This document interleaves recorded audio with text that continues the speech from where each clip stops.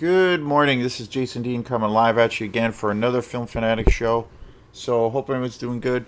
Want to continue to welcome aboard the new subscribers.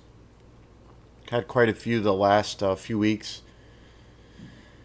It's been super cool, and then also lots of people still chiming in and commenting on a lot of these videos, and that's that's a part. That's probably the biggest part of this whole thing that I do that I love the most. It's really about sharing kind of a mutual love and passion about films, and especially when some folks comment on these videos and then we kind of make a little bit of a list, like an informal list of suggestions. That's been happening a lot, and I really appreciate that. Again, it's just cool to see that there are folks out there that have, obviously the same interest, commonality, but just a real great, and wonderful like enthusiasm for art and film. I think it helps, with all of the craziness, especially in the entertainment business. It just helps, kind of keep you, well, at least for me, it keeps me kind of grounded to a degree as to, what it is about film that I love, and what it is about the arts that I love. And it's, the use of imagination, creativity, being able to a degree, transcend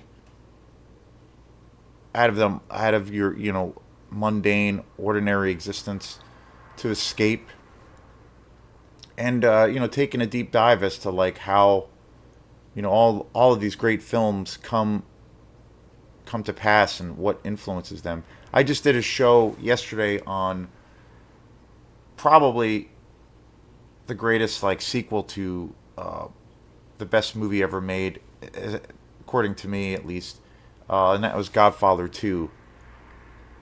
Godfather is my first pick for greatest movie of all time. To me, that is like the ultimate statement as to why cinema is so important.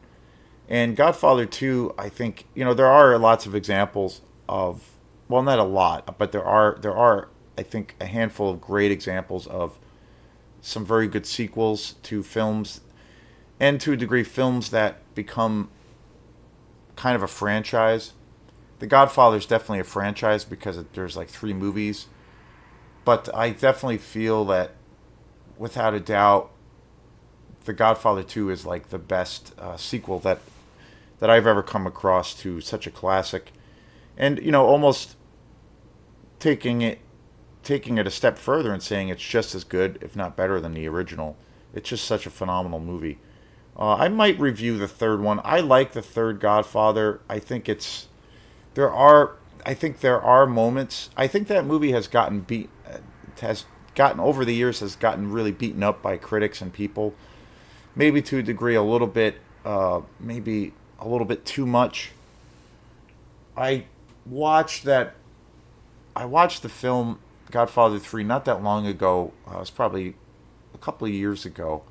I watched all three movies again, and I finished up, of course, with the third one. And the third one is really good. There are things about it that I don't really like all that much. There was, I think it was last year or maybe the year before, Francis Ford Coppola re-released The Godfather 3. There's a newer version, like an alternate version, and I believe it has quite a few different scenes. The structure of the film is supposedly different. I have not seen it, and I haven't seen it available anywhere to rent at Opera House Video, but I would like to see it. Godfather 3 is really good, but there are moments I feel like with the dialogue, and it's interesting too because Sofia Coppola, Francis Ford Coppola's daughter, is in it, and she's kind of a fairly active character in the third one. The third one is really dark. It's really violent. It's probably, if you if you're judging it by the violence factor, it's probably the most violent of the films. But the there's certain scenes, particularly around Sofia Coppola, with the dialogue and a few other characters. It was also the first film that introduced Andy Garcia to the film world. But there are certain scenes in that movie that are just the dialogue. I think is really not really great, and some of the acting. Unfortunately, I think it's around Sofia Coppola's where I feel like some of the acting and some of the dialogue and also the delivery are kind of cringeworthy. They're so it's so bad that it just doesn't work, and it kind of takes you out of the movie. Overall, the movie I think is pretty good, and it's it kind of gets beaten up a little bit too much, but there are moments of the film, especially the dialogue, that are just like kind of cringeworthy, and you're just like, ugh, I can't believe they went for that take. But anyway, so I might review that film. I try to always one of the things too, which is interesting, is I try to always, obviously with this channel, it's all about my love and passion for film.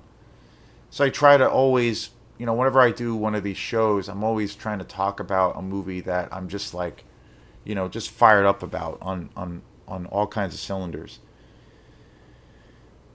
And a movie, a lot of these movies are films that I've seen multiple times, movies I've just discovered, but I just have a reaction to them where they're just really amazing and they just really are just great experiences.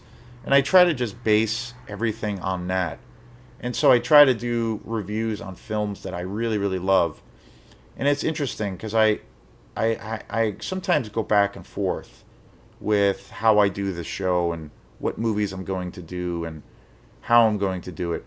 Because, again, there are, so many movies that I want to talk about, and so many movies I have talked about, and they're all like related to other genres. But the interesting thing is like I've been doing the last couple of months or so, I've been doing reviews on all of the movies I bought at the sale, the last big sale I went to at Opera House Video. And then since then, I went to Bull Moose once. And so there was a couple of weeks where I bought like an insane amount of movies. And so like the last month or so, I've been pretty deep into watching those films. Some I've seen, some I haven't seen. And I kind of came to a point of where, okay, I was initially going to just, whatever the film was, I was going to do a review on it, even if it was a movie I didn't like. And there are a couple of posts on some movies that I thought were not, I didn't like the films really at all. Black Christmas, which is a movie that I saw just the other day, and I have to say it's one of the worst movies I've ever seen in my life, especially in comparison to the original Black Christmas, which is like one of the quintessential slasher films of all time, one of the most important movies in the genre. That was a little bit of a different thing because I watched both films together, and so it was in a kind of an interesting context.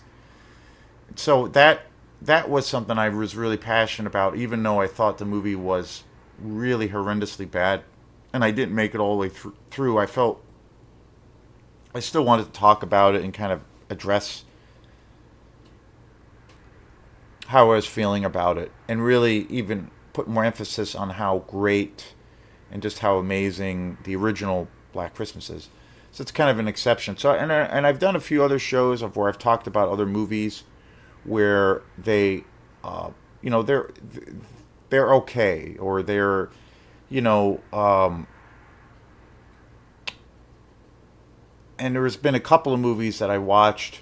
One example, I did a review on a Mel Gibson movie called Out of Darkness, or yeah, I think it's what it's called. It doesn't really matter. It's a pretty terrible movie, and I originally was going to stick with this plan of whatever I'm watching in succession in my purchase, because a lot of these movies I got for super cheap, and I was like, why not? And I do like Mel Gibson, but this movie was really terrible, and I did a review on it anyway. And I sometimes, the reason I don't like to try to focus on doing negative reviews on things, but one of the reasons I decided to go that route and review and talk about the movies, whether I liked them or not, was I think it's good to be able to, you know, if you're diving into like critiquing and kind of reviewing films, it's good to give, or it's a good skill set to learn how to articulate whether you like something or you don't like something, and I felt, well, this will be good because I can get into like reviewing a film that I don't really like, and maybe a film that I did not even make it all the way through, but it will help me kind of articulate and get my point across on the things about that film or films that I feel like the where the stars were not aligned, and the factors that I feel made the film fail. And that's a good thing to understand, to try to comprehend what's going on, to try to analyze the inner workings of something when you feel like it's working and when it's not. So that's why I went ahead and I kind of did things that way. So there are some films on the channel where I did focus on whatever I was watching. But then I don't know, it's a funny thing. Like recently I've been still continuing watching the set of movies that I bought, and there's a tremendous amount of films, probably like 40, almost 40 to 50 films. One massive review I did was I got a collection of horror films, and that was like 15 movies just alone in that collection. So that was a lot. So that's like 13 videos, and those were all films that I really really loved, and movies that I eventually want to buy on Blu-ray. But so like last night, I've been continuing watching other films. I did a show on a couple other movies, and then I kind of just went back and forth with things that I want to do. But then I was like, well, I'm not really sure. I think I want to just talk about movies that automatically I'm just like really excited about, and that I'm passionate about, and that I feel like I'm 100% behind it. So it's interesting. It's a funny thing. And so the movie I saw last night, which I really liked, and it was a movie that I saw when I was a kid. I've always thought it was a really good movie. Um, Definitely like the definition of kind of a classic American folk tale, I guess you could call it, and that is Robert Redford's The Natural. It's a baseball movie, and it's a very good movie. I got this on Blu-ray. There are like, I can't believe how much in the way of special features that there is. There's so much special features on here. It's kind of insane. It's almost kind of exhausting to see how much stuff is on here. But this movie is really good. But it's a funny thing because I was kind of on the fence about doing a review for this, only because you know, it's really good. It's a real straightforward movie. It's got a very great family kind of aesthetic to it, but it's still a really great film. So, but I don't know. It's like when I think about films that I talk about, I try to talk about films that I'm just like super fired up. And I think this is a movie that I really liked. And I remember seeing this movie a bunch of times when I was a kid. I remember going to see this movie even in the theater. And I'm a huge Robert Redford fan. But I don't know if it's a movie that I'm just like, enamored with. And just like, when I think of a Robert Redford film that I really think is just, two films that I think are just phenomenal are like All the President's Men or Butch Cassidy and the Sundance Kid. Those are two films I can think of that I just am totally enamored with. And this is a really good movie. It's a really solid movie. It's very well directed. It's a good family film. It's a good movie. It's a baseball film, but I also feel it's a movie that is is really well done in a lot of ways. That it's not like you can watch this without having to necessarily be a baseball fan, a fan of baseball, like for me. But it's a solid movie. But yet there's something about it where I'm just not like super uber excited about talking about. Well, here I am talking about it. So it's an interesting thing. But still, very good movie. I bought this in the collection. Finished this last night. It's a really good, family film. That's the best way I can describe it. It's a good addition. The Blu-ray is, beautiful. The transfer is really good. I was just so surprised on how the the amount of special features on here. It's kind of insane, but very cool movie. So switching gears, so that's just kind of an example of how my brain works. I like to, and I don't base it on like an intellectual thing. It's funny. I kind of base everything, my reaction or my enthusiasm for things. I base it mostly on just how well at face value, but then I also just base it on my kind of my gut reaction.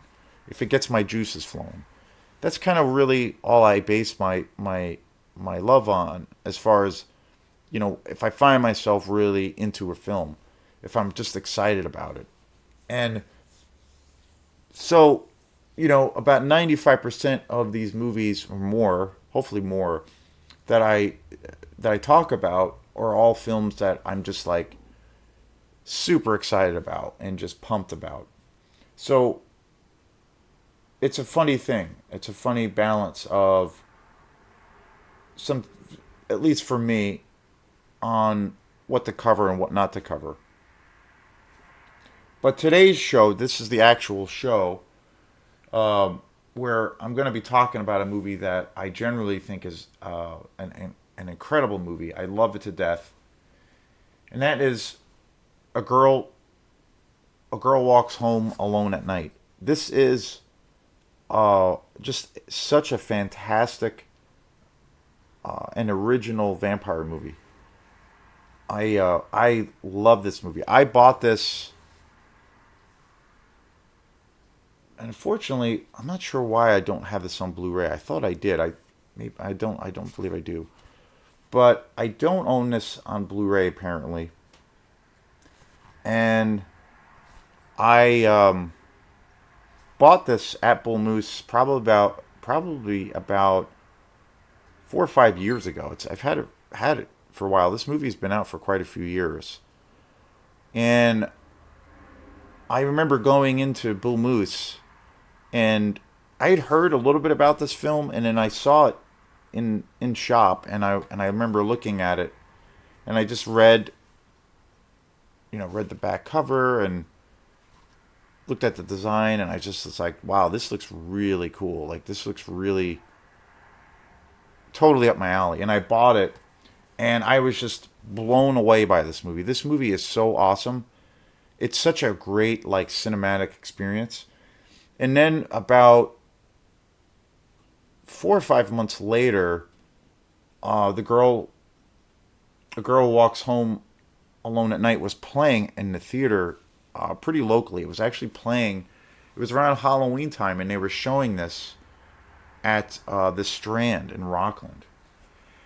And at the time, my girlfriend, who I was dating, she was also really into movies, and we used to watch movies all together, together all the time. And so she loved this movie too, and I really loved this. So we went to the theater and we saw it, and it was amazing. It was a beautiful transfer. I believe it was like the original print of the film. It was film, and this is going back a few years now, and I was just blown away by this film. And I think, at the time when it came out, it's hard to believe it came out in 2014 already. At the time when it came out, and I still think now, definitely, it is definitely one of the best kind of modern contemporary vampire movies that's been made in for decades. I think it's so original. I think the cinematography is just breathtaking. The music is great. The story is really great, and but yet it has some of those great classic kind of vampire tropes that we want to see. And I just think it's like one of the best vampire movies ever. I kind of put this on the list of one of the best, in the top tier, top grouping of some of the best, vampire movies that have been ever, made. I think other films. I love vampire movies. I love vampire mythology. I think the greatest vampire movie ever made is Francis Ford Coppola's Dracula, the most accurate and the most incredible adaptation of course Bram Stoker's novel. Just an amazing masterpiece. Another film I really really like is Larry Fenderson's Habit, which is a super low budget, almost kind of exploitation film, vampire movie. It's called Habit, and it's such an amazing film. Really gritty and dirty, and it has a real interesting and very original kind of take on the vampire mythology. It ties in a lot with kind of the dark aspects of addiction that we deal with as people. Just an incredible movie. Another movie I just bought not that long ago, which I did do a show on, Near Dark with Bill Paxton. Another awesome classic '80s movie. Uh, so many great films in the vampire mythology. I really love one of my other favorite Dracula films. I have to say is Frank Langella's Dracula. I love that movie from '79. Did a show on that. I just love that movie to death. It's more of the. It kind of has the narrative or the aesthetic of that film is a little bit more in like the traditional gothic aspects of Dracula, but just an amazing film. From Dusk Till Dawn from Robert Rodriguez and Quentin Tarantino. I think that movie is just incredible.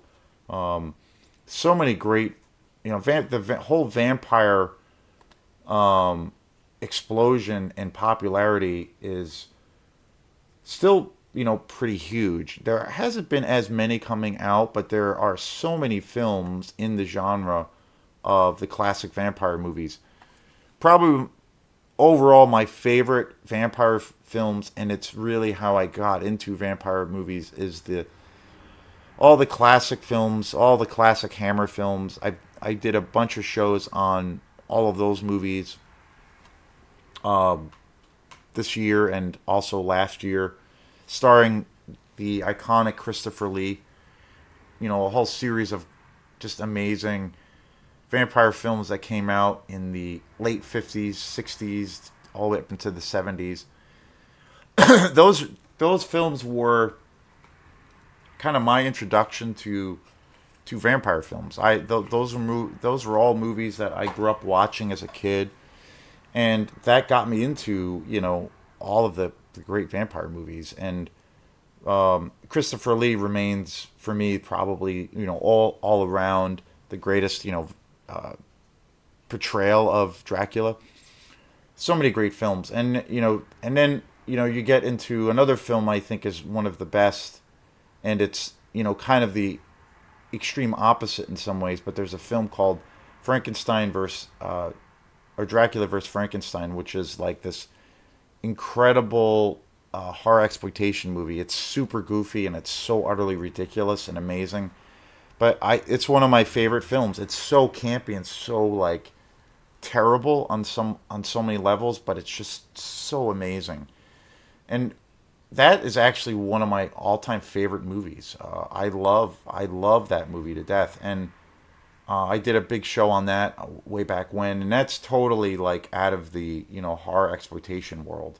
Super low budget, super ridiculous, but I just love that movie to death. It's so fun. So there's so many from Dust. I mentioned From Dusk Till Dawn. The Lost Boys, I think, is a phenomenal movie. There's so many great original vampire movies out there, and I think The Girl Who Walks Alone at Night is right up there with those films. And again, it's hard to believe that this film came out in 2014, and it's an interesting movie. It was written and directed by Ana Lily Amirpour, who has kind of gone on since this film, which came out in 2014. She's kind of become a pretty big independent voice in Hollywood. She she's gone on to direct quite a few other films, and she's also she basically she started her own company. She also distributes lots of different films. She's kind of become a name in the Hollywood system. But sometimes I feel, and again, these are all just my opinions. Sometimes you have directors or films that come out. It could be their first film, and it's a home run. They hit it out of the park, and it's a staple and it's a calling card, and then it's a like kind of an instant classic. It's kind of like when Quentin Tarantino, when he directed and put out his first movie, Reservoir Dogs, where it was just like, game on. This is a force to be reckoned with. This is a classic. There's a lot of directors that situations where that does happen, and then I feel like almost that first movie was kind of they shot their load, and then after that, nothing is like really as good since then. It's a pretty mixed bag, or they're just not. The films are just not that great. It's pretty rare to find a director that has just a real consistent body of work, and I kind of feel um, Anna Lily Anna Lily Amirpour, her career is, I don't know, in my in my in my world, I kind of feel like a lot of the films that she's done since are just they're okay, but they're not as good. She directed the Bad Batch in 2016 with Jason Momoa and Keanu Reeves. Mona Lisa and the Blood in 2021, which just came out. She's directed a few movies, and I don't know, they're okay. I just feel they're like they have some interesting aesthetics behind them. They're kind of highly stylized, but they're okay. I'm not really excited by any of the other films that she's done, and she's kind of gone on to become, like I said, a pretty sizable force in Hollywood.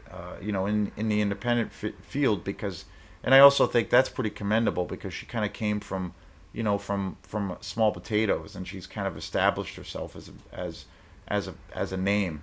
But I feel like after The Girl Who Walks Along at Night, her films just have been, they're okay. They're kind of mediocre, and I would like to see her other films again.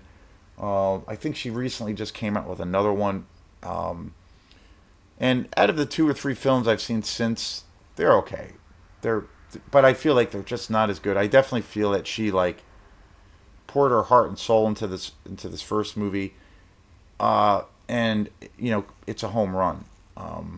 The other the other cool thing, the thing that's really interesting about this film is it's all black and white, and it really has. I feel like this film really has like a Jim Jarmusch kind of vibe to it. It really is.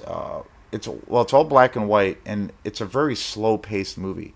It has a very slow aesthetic. The dialogue is pretty stripped down. There are scenes where there's not very much dialogue, but it just has this incredible atmosphere.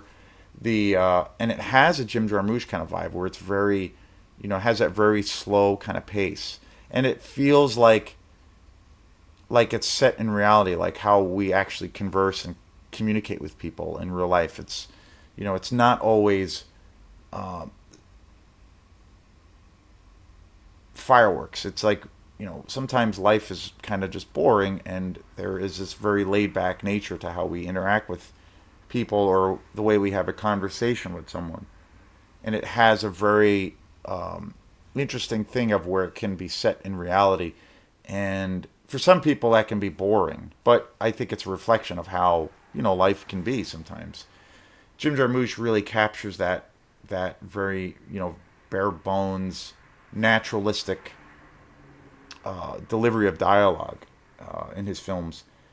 And so The Girl Walks Along at Night very much has that delivery to it and aesthetic. Plus, it's black and white. Jim Jarmusch has done some amazing films like Down by Law, Dead Man, which is my all-time favorite Jim Jarmusch movie. That's all black and white, and it's an incredibly slow movie compared to lots of other films and compared to other filmmakers' standards. but it's a masterpiece. And so this film very much has that kind of aesthetic to it. Just it's an amazing film, and the use of music is just incredible. The music in this film is just so awesome. It's generally creepy at times and actually scary. And I think this film really utilizes the whole kind of vampire mythology. It has a real interesting take on it. And I think that this movie has like some of those classic tropes that we all know and love about vampire movies and vampire stories, but it does something so highly original. I mean, you have the lead vampire who skateboards, and when do you see that? And the other interesting thing too about this movie is it's a essentially it's a foreign film too. It is Ana Lily Amirpour is her nationality. She's Iranian. So this film is shot in using mostly Iranian actors and with English subtitles. So it's essentially a foreign movie. It's like an Iranian vampire movie. It was shot all in America, from what I believe. She was born in America, but her descent is from Iran. Her parents and her whole family are still are from there, and she has lots of family still there. But essentially, she shot this film to be an Iranian vampire movie, which is so highly original and so interesting. So there's all of that creates this completely unique, experience. But it's an amazing film, and I just think it's like kind of a masterpiece. And I definitely think top to bottom, like this movie is just so well done that I do think she kind of that's sounding crass. I do think she kind of shot her load with this film, and ever since then, I don't know, like you could tell she put a lot of passion in this movie, and ever since then, it's okay.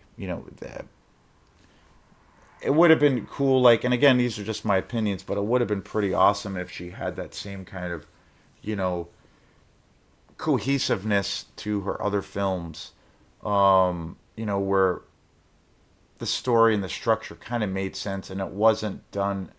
Kind of feel like the Bad Batch and a couple of her other films. I feel like a lot of the things with around the narrative, especially around the Bad Batch, a lot of the things around the narrative of that story feel a little bit forced, and where she kind of tries to be, I don't know, hip or cool.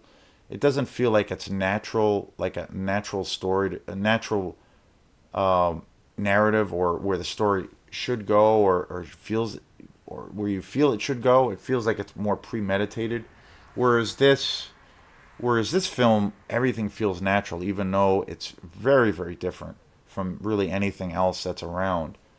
Has her other films are, I hate to use the word, but they seem a little bit pretentious and a little bit too lofty, or trying to be, artsy for the sake of being artsy, rather than just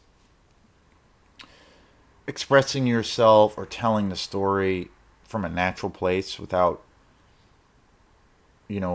having to wrap it in this cool kind of thing, uh, where it's like premeditated. So, but again, this movie is so damn good that, Anna Lily Amirpour should be, definitely respected as, definitely a great filmmaker. Um, but this movie is, like, without a doubt, her best thing she's ever done. And just an amazing movie. There's a really cool interview on here with her. She talks a lot about. She's kind of silly and goofy at times, but she talks a lot about her influences, and I think she talked about George Romero being a big influence. And I remember during the interview, the guy who was doing the interview with her, he asks her because he felt that there was a big Jim Jarmusch comparison, and she basically kind of poo-pooed that. It's kind of interesting. She kind of comes across a little bit pretentious in the interview, but nevertheless, it's really great. It's very interesting, but awesome movie, just amazing. So I highly recommend it. It's gotten a lot of attention, I think, over the years, but I still think it's a movie that is maybe not talked about enough. But I think it's a phenomenal movie, so definitely check it out. So this is Jason Dean. Thanks again, and we will see you next time. Peace.